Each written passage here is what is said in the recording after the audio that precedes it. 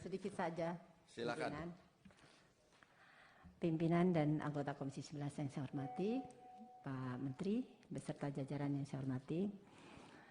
Mungkin saya hanya men-stressing saja, ada satu hal yang sudah diungkapkan oleh rekan kita, kami di Komisi 11, yaitu dari Golkar tadi, menyinggung tentang honorer. Ya.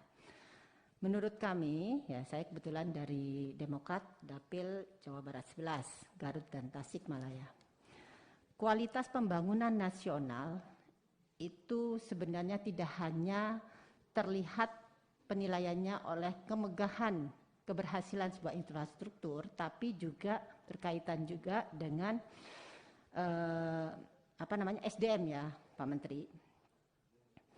Nah, untuk yang kaitannya dengan SDM ini, kami mendengar pemerintah baru-baru ini mengeluarkan statement bahwa akan menghapus tenaga honorer menjadi outsourcing. Nah, menurut kami, penghapusan tenaga honorer dan diganti dengan outsourcing itu sangat-sangat tidak tepat. Sangat jauh dari keinginan kami untuk bagaimana bangsa ini memperhatikan dan memperjuangkan SDM yang handal yang didukung oleh para tenaga pendidik yang luar biasa. Nah, penghapusan tenaga honorer dan diganti dengan outsourcing ini menjadi satu hal yang akan menjadi permasalahan ke depannya. Perekrutan outsourcing tentunya membuat beban APBN tambah berat. Kalau boleh kita ketahui, kami sampaikan di sini, kalau selama ini pemerintah hanya membayar gaji pokok dan tunjangan BPJS, tapi dengan adanya outsourcing, kita harus tahu bahwa untuk outsourcing ini harus mengeluarkan 10% untuk lembaga outsourcing. Itu akan menjadi beban biaya dari APBN. Nah, bagaimana Pak Menteri untuk menangani hal ini yang terbaiknya seperti apa? Tolong dipikirkan lebih jauh mana dari semua sisi yang kita pikirkan, bukan hanya satu sisi saja. Habis honorer setelah itu sudah, tetapi kemudian tenaga honorer yang ingin beralih menjadi outsourcing ini juga dilakukan, diberikan sebuah syarat tertentu.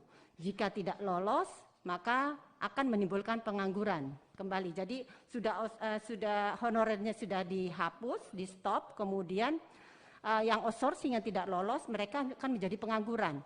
Nah, ini berbanding terbalik dengan keinginan dalam pembangunan negara kita.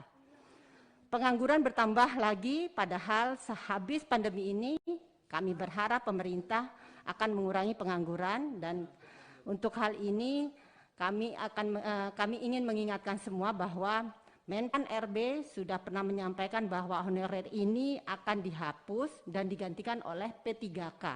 Namun kemudian tiba-tiba berubah kebijakan itu.